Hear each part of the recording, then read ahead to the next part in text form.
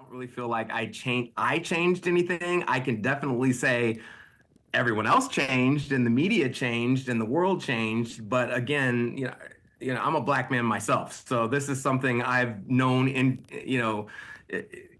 integrally, I guess is the word I'm looking for, long before I was a journalist.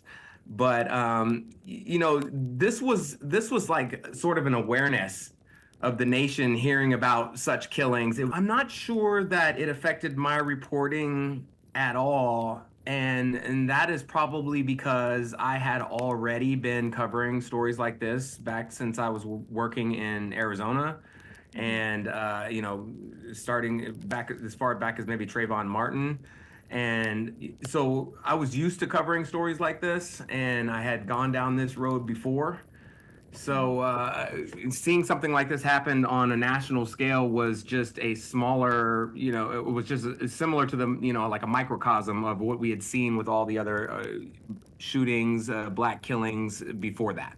And here is America is shocked to learn what many of us have known has been going on for centuries. Of course, you remember it wasn't just the video that lit this fire.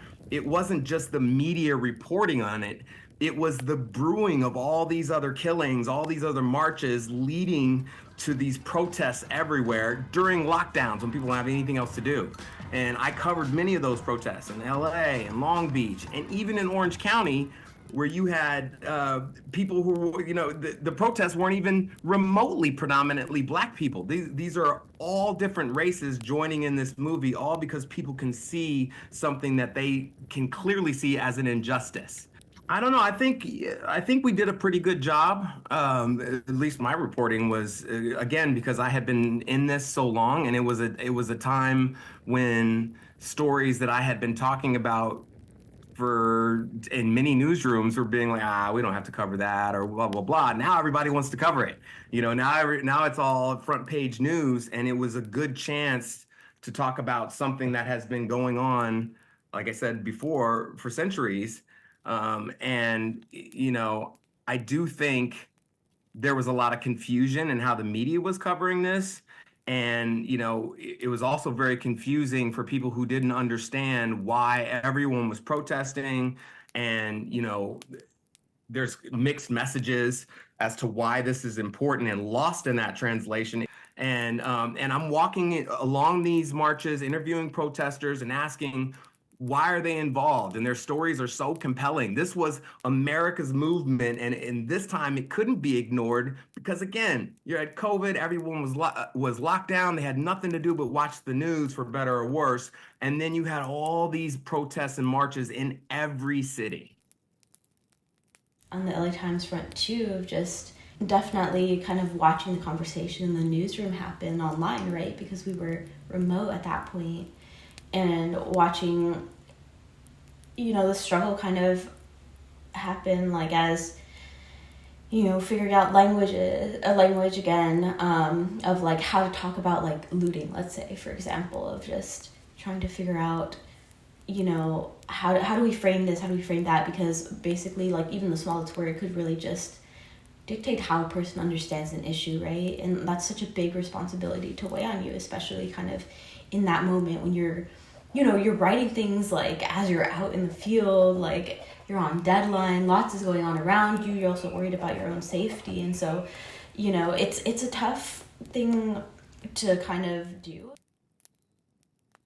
I think in these meetings, students were struggling to talk about these topics, especially as high school students. They're so young that they have an even harder time grasping why such a horrific murder would happen at the hands of law enforcement. So I think it was necessary for them to talk through it and to look at why this could have happened and what can be done to speak up against it and to make change. There were a lot of students wanting to focus on sharing their own opinions. There were a lot of students wanting to speak up for what they believe in and sharing their voice directly through opinion pieces, as well as there were students sharing feature stories to showcase a variety of student voices. There had already been a lot of other cases of police murdering Black men in this country. And that definitely was a breaking point for a lot of people, that this just continues to happen and it just cannot continue to happen. I think as a Black man, I had first really woken up to my realities of facing of life that I have to face as a Black man during the murder of Trayvon Martin. I mean, I was a kid, but I just remember the TV being on all the time, and so was always aware of that. But I think, of course, when George Floyd came through, I think what surprised me about social justice was kind of feeling like some of my peers around me, they were also speaking up in ways that I just did not ever anticipate or expect before. And so I think in that way, it can be very easy to see social justice as just a thing for disenfranchised folks or folks of color. But I was very proud to have a community around me of people who really cared about, advocating for the importance of, equality and inclusion and just social well-being after that. And so I think since then, I really have grown to see social justice as an opportunity to engage not only folks who look like me, but, folks from all walks of life. The immediate folks around me, they were very supportive. I had someone address me as a sleeping lion is what they had said, which I had never heard that one before, which I really appreciated. But I think I saw at that moment just how impactful it is to have a voice and to use it. Because I think when you do have a platform and you do have a position, et cetera, whatever it might look like, you have a responsibility to be a voice for so many people who don't have that same access. And that's been the catalyst behind my entire life so far. And so much of what I want to do with my life is about using my voice to help those around me. And then, of course, on the opposite end of the spectrum, there were those who questioned, my decision to speak out. And I don't have any regard for that. I could care less, truly, because, again, I think when you are blessed enough to have a position, to have a voice, it is your responsibility to use it and to wield it in a responsible manner, and to wield it for folks who are disenfranchised and don't have the same capacity to have a seat at the table like I did. When I was 17 and had assault rifles pointed at me because I was speaking up against police brutality, specifically after the murder of George Floyd, I felt so confused, but at the same time, it lit a fire under me. It was like, this is exactly why I need to be here doing what I'm doing right now, because there's no reason you should feel threatened by a 5-foot, 120-pound, 17-year-old who is for the first time speaking up about her lived experiences and having racism and discrimination in her hometown.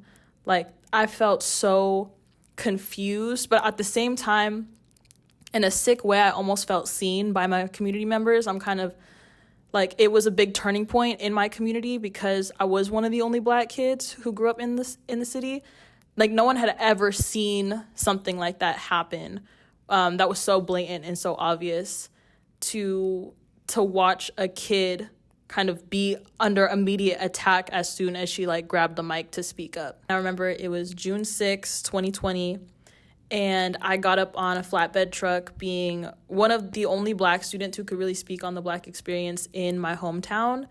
And the second I stepped up, and there was a white guy who was talking right before me, the second I stepped up to get the mic, all of the cops on top of City Hall pulled out assault rifles and had them aimed at me. That was my first experience, kind of experiencing police brutality and really feeling threatened personally.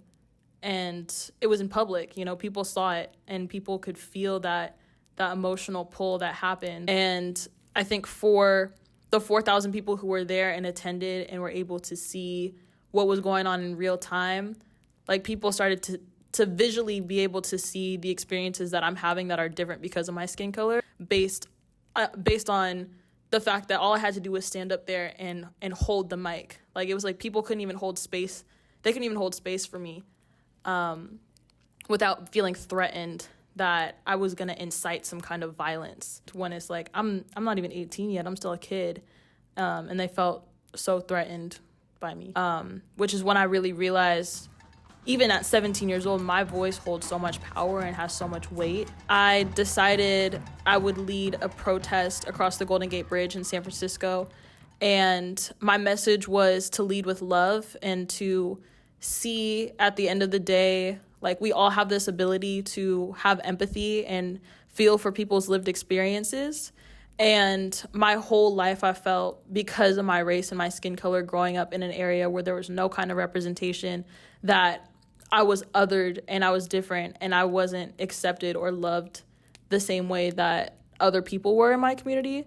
And I really wanted to start an organization that really empowers youth voices, because for the first time in my life, I felt like the Black Lives Matter movement and the death of George Floyd kind of incited my ability to speak and kind of break that ceiling that was above me, that always silenced me. And I realized, like, I had to be a voice for those who were silenced, and that was a privilege. And I wanted to make sure that other Black kids and other Black kids felt that empowerment, and through turning our pain into purpose and using that as a way to liberate ourselves, because at the end of the day, like, no one is coming to help us. It's truly in, like, our ability to heal is in our own hands, and we can't expect other people to help us work through our generational curses and our generational traumas. Like, we have to look within ourselves and understand that through the painful experiences we have, we can turn that into purpose, and we can use that as motivation to serve others. And so my organization essentially does just that. I'm the founder of a nonprofit called Youth Advocates for Change. And I founded the organization as a direct reaction to the murder of George Floyd and the rise of the Black Lives Matter movement. And I teach workshops rooted in critical consciousness and this approach to organizing and activism and social justice through a framework of reflecting on your lived experiences, finding motivation through that, and then taking action.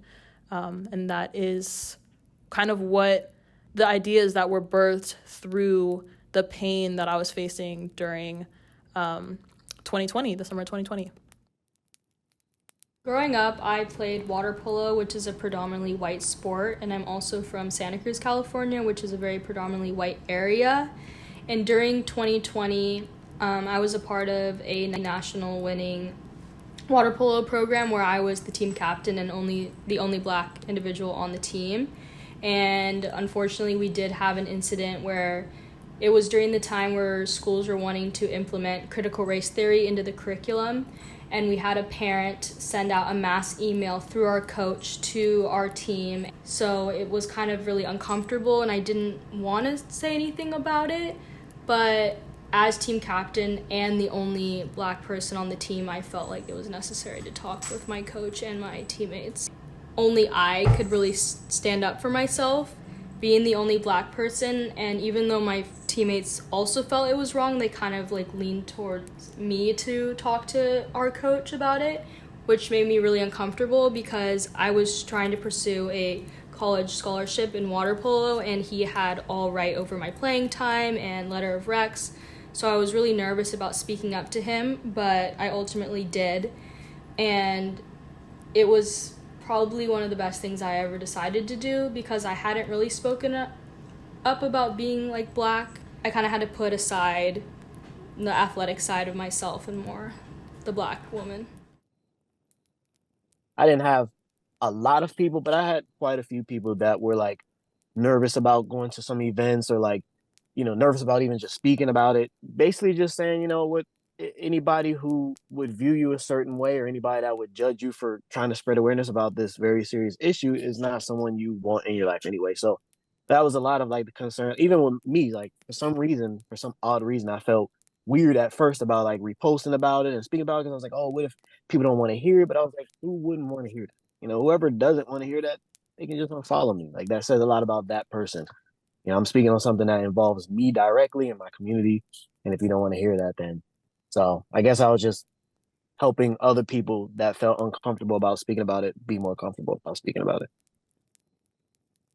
I think the art just was really important to bring that into the forefront. Like, I did his face like 6 feet high, just his face on every building. You couldn't forget like why we were there. I think the visual part was really important, just because like that whole outrage came from visuals. It came from video. You know, if there hadn't have been video, it would have been just another lie that someone would have said something else happened, or, you know, you can't prove it. And like, no one could even really put into words how horrific that was. I think that that's like my real gift is painting the dead as a kind of a way for people to connect. It was like, you know, really helpful for people because people would come up to the murals and be crying while I was painting. So there's something, you know, about being able to capture that part of the face. Because you'll make it look like them, it looks like them, it looks like them, and then there's one part where it crosses over and you're like, they're here. I mean, I think the same when you talk about people after they've passed, people that are close to you, when you kind of conjure up their memory, and like we do at funerals and wakes or like celebrations of life, when we talk about them, it feels like they're there. And when I paint people, there's a point where they're there. I feel them, you know, it crosses from a painting into like almost a portal. And I'm like, oh, they're here with us right now. Very moving, very emotional. And probably the most powerful of all the kinds of painting that I do. I am a content creator that focuses on anime and blurred culture. I'm very proud of the community and the people that I have surrounded myself with, not only as a person that loves anime, but as a person of color that loves anime. And I have built my page to extend to others of like-minded ideas and creativity to join me as we learn to be ourselves in a way. I have used both my platforms, both TikTok and Instagram, in different ways. I have utilized Instagram more for my poetry and raps that I have done in support of Black people and the Black Lives Matter movement, especially as a person of color myself. I've done remixes to quite a few songs actually, and I have used my platform to motivate others to realize that though we have come a long way, that there is progress to be made and that there's still a fight to be fought. Especially when it came around to incidents such as George Floyd and the impact that in itself had amongst the community, to not only reflect that yes, we are divided, but to also see the positive in how united we are, that we can stand for a cause together and continue to stand for a cause together. I was in Georgia at the time, actually preparing to move to LA. I was back home with my mom and my sister, and you know, I heard the news regarding George Floyd and was just angered and also just disappointed and sad. That was the first time I ever saw something such as that being talked about so widely.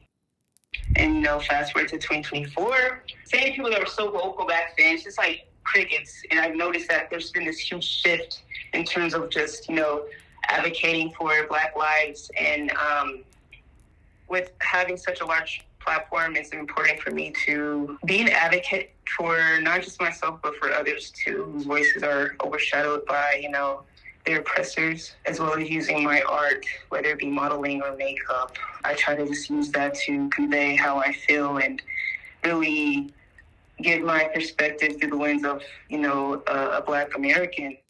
And I can't separate that, my arts from my real life. I think they all just intertwine with each other, you know? So I did see an impact with me bringing awareness with the Black Lives Matter movement and police brutality and just talking about my own experiences.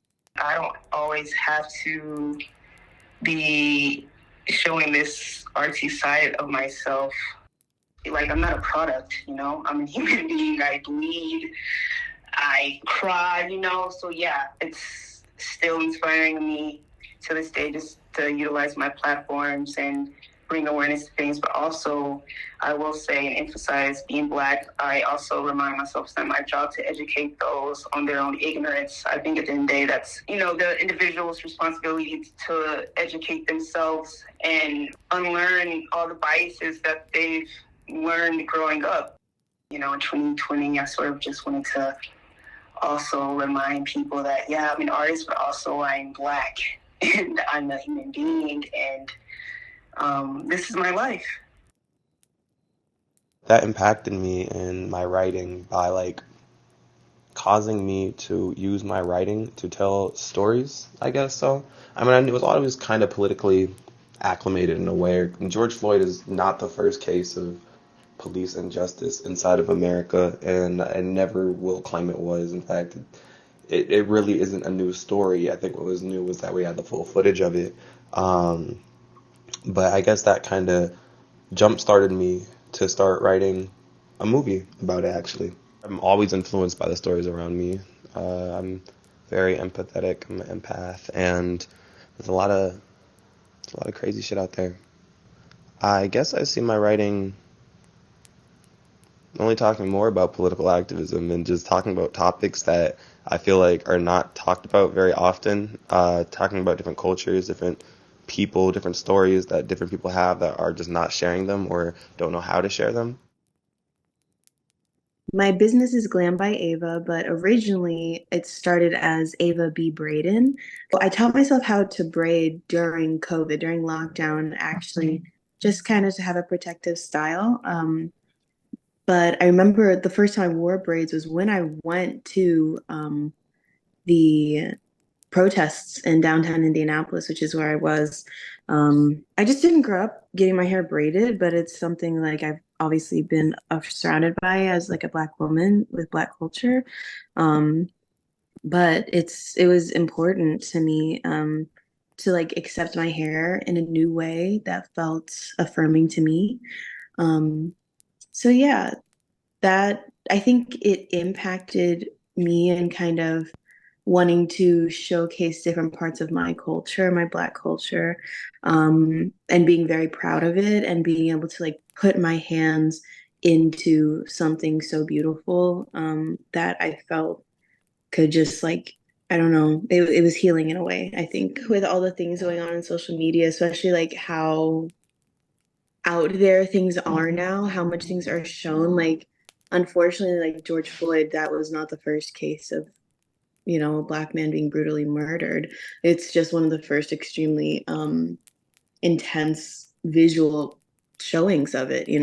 For me, with my brand, I always go with my motto is beauty is as beauty does, which is a sentiment showing that how you act and who you are, that is what will show your beauty. And so I want my work to be showing like it takes inner work to reflect the outward beauty. And I try to emulate that with my day-to-day life, but especially with my business. So because of what social media is now and all the things we're seeing all the time, I really try to make my business a kind of like beacon of self-love and positivity coming from the inside out. Do you remember where you were when you saw the video of George Floyd? I was at work that day when I first saw it, and we had to, because of it happening, I've been in youth development for a while now, so we had to have that conversation with the youth to get their opinions and, be able to mobilize them as well. For them, it was like they were upset, like, and rightfully so, because it's like we've been seeing this, going on, and they've got to watch it, on the internet, like replayed and on the news over and over again. And I felt like the youth were hurt and, they felt scared. And for me, it was like, seeing so many people behind it, it was like, for me, it was a real point for me to get more into organizing. And watching, growing up and watching, all of our elders that have been doing this work, they're getting older. And this was like kind of like the time of the passing of the baton from, my elders to my generation to keep this work going, because it's been going on since, forever. And, they've made their progress and strides, and now it's for us to take the baton and go even further with it. How has working with youth inspired you? Oh man, they inspire me every day because they have fresh ideas and new thoughts. So it's like, for me, they inspire me to look at the world differently than what it is that I've been taught, right? Because sometimes, as adults, we get caught up in the way that we've won or lost before, and we let those things in a sense cripple us. But youth, because they haven't been through the same thing as us, they have fresh eyes and new life, and they got the time to do it.